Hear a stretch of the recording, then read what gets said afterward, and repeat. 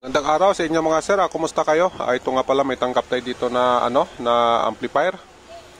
Sabi ng may-ari nito, wala daw itong tunog. Ito mga sir, yung kanyang model. Ito mga sir, HDT Video King. Yan. Bago natin ito buksan, plug in muna natin. Check natin yung kanyang power. Ito mga sir, naka-plug na ito. Dito, switch natin dito. Ayan mga sir, may power naman ito. Ito mga sir, alamin natin kung anong problema nito. Ito, patayin ko ulit. Buksan ko lang. Ito mga sir, power on ko lang. Ayan, yung ating fan, umikot naman. At saka dito nga pala mga sir, may napansin ako dito. Dito sa kanyang relay na ito, pumipitik naman siya. Ayan tumutunog. Pero yung relay na dito sa baba, dito mga sir, kanina ko pa kasi ito inoobserbaran. Napapansin ko, hindi ito pumipitik, itong relay na nasa baba. Ito mga sir, mag-read tayo ng kanyang mga transistor dito sa kanyang left and right na channel. Dito tayo mga sir, magsukat tayo ng kanyang mga transistor. Ang gawin natin dito, magsukat tayo ng kanyang bias at saka supply. Dito tayo sa kanyang base at saka emitter. Ito mga sir, power on ko lang muna. Ayan, naka-power on na. Dito tayo sa kanyang bias. Ayan mga sir, 0.5. Dito tayo sa kanyang supply. Yan, may supply naman siya na 38 volts. Dito tayo sa kabilang transistor. Ayan mga sir, 0.5 yung bias. Dito tayo sa supply. Yan, 38. Ganon din ang supply. Dito tayo sa pangatlong transistor. Dito sa base at saka sa emitter. Ayan mga sir, 0.3. Yung kabila kanina 0.5, ito 0.3. Magkaiba. Yan. Dito tayo sa kanyang supply. Ayan mga sir, okay naman yung kanyang supply. Dito tayo sa pang-apat. Ayan, ito, bali ang apat na piraso na ito, equivalent nito, 1 channel. Ayan, ganito ulit mga sir, dito lang sa base at saka sa emitter. Ayan, 0.3. Sim lang din dito sa isa. Dito tayo sa kanyang supply. Ayan, 38 pa rin. Same lang. Dito sa kabilang channel tayo mga sir, itong apat na ito. Ganon ulit yung gagawin natin. Ito dito ulit sa sa base at saka emitter. Yan, 0.3 92. So yung kanyang supply, ito naman 38. Dito tayo sa kabila. Ayun mga sir, pa rin, 0.3 yung kanyang supply. Ayan, 38. Dito tayo. Ayan, 0.3 pa rin yung kanyang supply. Ayan, 38. Dito tayo sa kabila, sa last. Ito mga sir, pinaka-last na transistor. Ayan, 0.3 din ang supply nito. Ayan, nasa 38. Bali ang napansin natin dito mga sir, iba yung reading dito sa kabila. Yung iba naman 0.3 naman lahat. Ito dito sa pinakauna natin. Ayan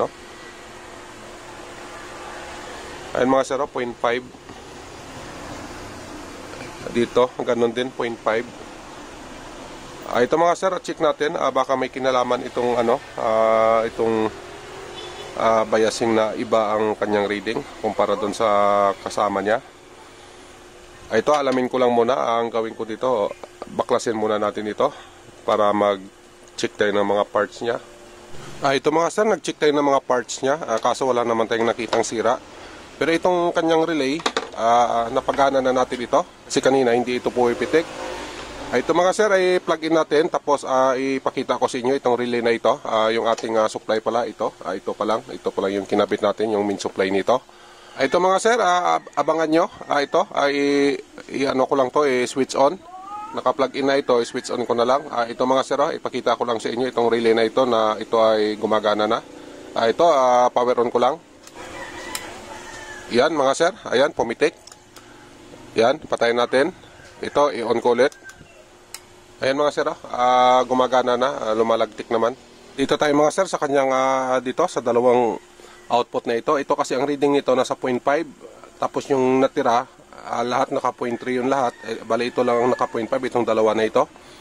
Ito mga sir, sukatan natin ulit kung may pagbabago dito sa reading kasi wala naman tayong nakitang sira. Ito ang ating multimeter nga pala, ito nakasit na yan sa DC volt. Ayan, naka DC na tayo. Ito ano ko lang, power on. Ayan mga sir, naka power on na yan. Dito, ito lang sa dalawang transistor na ito, itong sukatan natin kasi ito lang naman ang iba yung kanyang bias. 0.5 kasi ito. Yung ating multimeter nga pala ito, ano ko lang muna, ayan. Ayan mga sir, kita na siguro yan, ganyan lang. Dito tayo sa kanyang base, tsaka emitter. Dito na lang sa taas. Ayan mga sir, ganun pa rin, 0.5, walang pagbabago. Dito sa kabila. Yan, 0.5 pa rin. Yan o. Yung supply naman natin, okay naman yan. Nasa, ayan, naging 40 na yung supply natin. Dito, sukatan natin ang supply dito. Yan, nasa 40 na rin. Try natin dito sa 0.3 kung ano ang supply dito.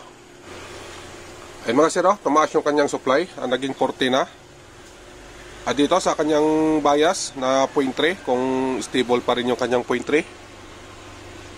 Ayun mga sir, yung sinasabi ko sa inyo na 0.3, magmula dito, papunta doon sa dulo, yung natira na 6, naka 0.3 lahat yun. Bali ito lang yung naka 0.5, itong dalawa na ito. Pero try natin ito, kasi gumagana naman yung kanyang relay. Ibig sabihin, hindi nagpo-protect itong ano na ito, circuit, dahil nga gumagana yung relay. Try natin mga sir, kung gagana na ba ito. Ito mga sir, pakita ko lang kung anong dahilan bakit ayaw pumitik yung kanyang relay. Ito nga palang portion na ito yung kanyang relay. Ito mga sir, pakita ko lang. Ito mga sir, ito yung kanyang relay. Ito naman yung kanyang circuit. Ito, yung mga sir, 6 na pa yan. Yan ang kanyang relay. Ito mga sir, yung kanyang dahilan bakit ayaw pumitik yung kanyang relay. Ito, focus ko lang. Ito mga sir, ayan, kung nakikita nyo yan, yan. Ayan yung dahilan, putol kasi ito. Ayan putol yan. Baling ginawa natin, nagkiskis tayo dito. Para lang itong putol na ito, makunik natin dito sa putol. Para magkaroon ito ng connection dito sa kanyang line. Ito yung kanyang line, ayan. At saka dito, mayroon ding isa dito. Ito mga sir, ganun din, inayos din natin yung paghinang nito. Ito mga sir, ano ko lang sa inyo kung anong dahilan kung bakit nagkaganito ito. Naputol yung circuit na ito o itong kanyang line na ito. Ito mga sir, yung dahilan kung bakit naputol yung linya na yon dahil dito sa paglagay ng mga transistor na ito. Kung napapansin nyo, mga bago na ito lahat. May gumawa nito mga sir, bali pinalitan na ito ng mga transistor, halos lahat pinalitan ng bago. At ganun din dito sa kabila. Ayan dito sa kanyang drive, mga bago na rin yung mga transistor dito na nakalagay. Ayan, pares-parehas. Ayan mga sir. Yan. Tsaka ganun din dito sa ating relay section itong relay natin, yung mga transistor nito, puro bago na rin. Bali ang nakita ko na dahilan dito kung bakit nasira yung kanyang linya. Dahil dito sa mga transistor mga sir, yung paglagay ng transistor na yan, ayan masyado kasing matangkad o mataas. Kaya pag halimbawa na nasagi mo yan, halimbawa nasagi mo itong transistor na ito, ganyan, ang nangyayari, napupunit yung kanyang yung linya na yon. Kasi nga ito mga sir, mahaba ito, malakas yung nito, puwersa niya. Kaya ito, ang maganda nito, pag nagpalit tayo ng mga transistor, mas maigi na idiin natin. Dapat hindi ganito kataas, isagad natin, pagka halimbawa sumubra dito sa likuran, dito mga sir, sumubra man yung paan niya, halimbawa ito, mga transistor na ito, sumubra yung paa, putulin na lang natin. Hindi yung bago na transistor, bali ang gawin natin, i-estimate lang natin yung kanyang paa sa paghinang, hindi na tayo magpuputol. Yan ang dahilan kaya nagkaganito ito. Ang magandang gawin siguro, pagka nagpalit kayo ng bagong transistor, mas maigi na idiin nyo lahat hanggang sa dulo. Kung kaya pa na hanggang doon lang talagang kaya niya, yun, pwede na yun mga sir, hinangin nyo at saka yung sobra dito, putulin nyo na lang yung paa. Para pag sakali man na masagi man natin yun, hindi gaano maapektuhan yung linya natin kasi naman siya, yung paa niya hindi na gaano mahaba kumpara dito sa paa na mahaba. mas pwersado siya pagka nagalaw natin yan. Kaya ito, wala akong makitang sira kasi nga halos lahat naman ng pisa napalitan na ito ng bago. Lahat ng transistor, ganon din dito. At saka ito mga resistor mga sir, mukhang mga bago na rin. Yun lang yung nakita ko na dahilan siguro, kaya ayaw pumitik itong relay na ito. At saka nag-check din ako, nag-review ako ng mga parts dito. Wala naman ako makitang sira, good naman ito lahat. At saka yung bias natin, ganun pa rin. Ito ay subukan natin. Kung hindi pa rin ito mag-normal, malamang mag-trouble pa tayo ulit. Ito mga sir, try ko lang. Ito mga sir, back to trouble tayo. May problema pa talaga. Ito po, ipitik naman yung kanyang relay nito. Ang problema lang talaga, namamatay. Nagre-release yung kanyang relay. 1/4 na volume lang, buibitaw yung kanyang relay. Pero yung kanyang audio, okay naman. Yun lang talagang problema mga sir, yung kanyang relay. Buibitaw. Ito nga pala, itong relay section na ito, dito nag-isa-isa tayo. Ito mga sir, dito, inisa-isa natin ang mga parts na ito, okay naman. Pati yung mga transistor, resistor nya, at saka zener, at saka yung kanyang, ayan, 4148 na diode, okay naman lahat yan. At saka inayos na rin natin ang paglagay ng transistor mga sir, ayan o. Hindi na yung kagaya kanina na matangkad yan. Sinagad na natin para iwas din na masagi ba. Ayan, okay na yan. Dito, balik tayo sa likuran. Dito tayo mga sir, ito, ipakita ko lang sa inyo yung ating multimeter nga pala, naka buzzer mode na yan. Ayan, nakasit yan sa buzzer mode. Lumabas tayo dito sa section na ito. Kasi nga wala tayong makitang sira dito sa area na ito. Kaya ang ginawa natin, ito mga sir, ayan, itong line na ito, sinundan natin ito, papunta itong ground. Ayan mga sir, dito sa kanyang center top, yan, connected ito. Itong isa naman, ito, papunta ito dito sa kabila, ayan yan, tagos ito sa jumper ito, papunta ito dito mga sir, dito, tagos siya dito mga sir, ayan yan, magmula dito, yan, tagos siya dito, ayan dito nga pala mga sir, may nakita ko dito na problema, dito sa area na ito. Dito mga sir, dito sa area na ito, ito kasi connected ito, doon papunta sa relay natin. Ayan, kung nakikita nyo, nakahang na yan. Kasi nga sinundan natin ang problema. Ito, ibaliktarin ko lang, pakita ko lang sa inyo. Ito yun mga sir, connected dito. Dito, yan, connected yan sila dalawa. Dito. Yan mga sir, connected. Ito, focus ko lang itong portion na ito. Ito mga sir, yung resistor na ito, ito yung sinukat natin na nagbabaser papunta doon sa ating relay, ayan yan, itong resistor na ito. Ito mga sir, sukatan natin ito, itong resistor na ito na may buzzer, papuntang relay. Yan papuntang relay ito. Ito mga sir, tingnan nyo ang value nito na 100 ohms ang nakalagay, ayan 100. Ibig sabihin ito ang value na kailangan dito, 100 ohms na resistor. Ito mga sir, sukatan natin itong resistor na nakalagay dito sa may nakasulat na 100 ohms. Ito, i-reading natin ito. Ito mga sir, reading natin yung ating multimeter nga pala, nakasit na yan sa resistance mode, naka-auto range tayo. Yan, yung ating setting ng ating multimeter.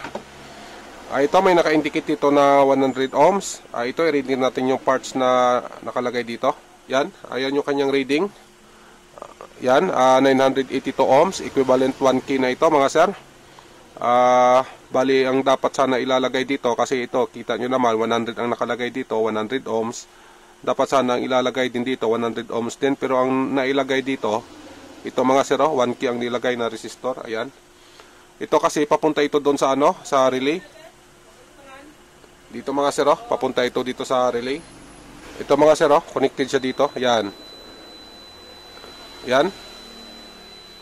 So, bali, ito yung nakita natin na problema. Ito, subukan natin ito palitan ng 100 ohms kung magno-normal na ba ito. Ito mga sir, yung ipapalit natin, 100 ohms. Kukuha natin ng isa dito pagkatapos sukatan natin ito. Ito mga sir, ikumpara natin yung reading natin doon kanina at saka ito. Ito yung pamalit natin na 100 ohms. Yan, ito yung pamalit natin. Yan 100 ohms ito.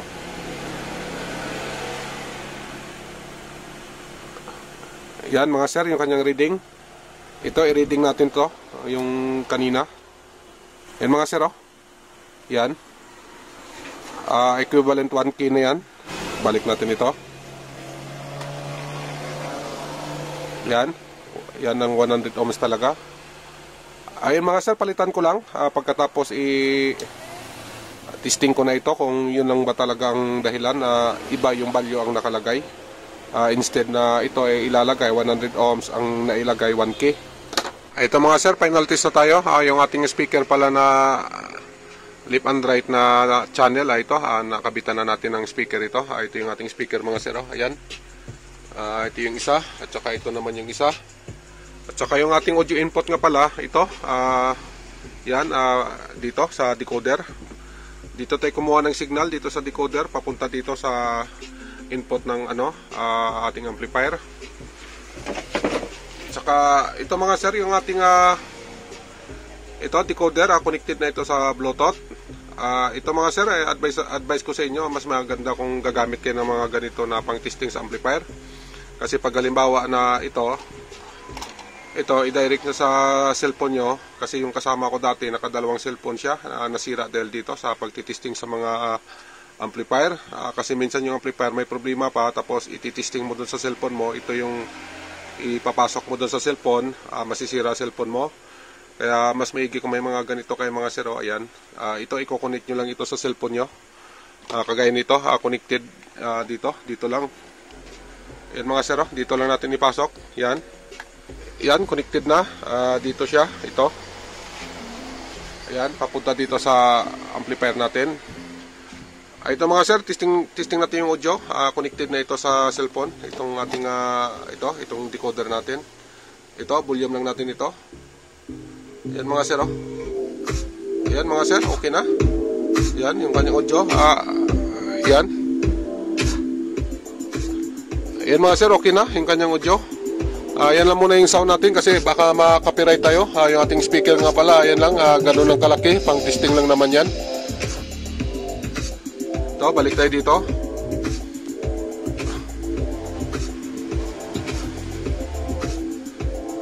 Ayan, ito mga sir, okay na ito. Nagawa din natin ang unit na ito. Maraming salamat nga pala sa oras nyo, sa pagpanood, sa ginawa nating video. Sana makatulong ito sa inyo, itong pag-share. Hanggang dito na lang, mag-iingat kayo lagi. God bless sa inyong lahat. Bye-bye.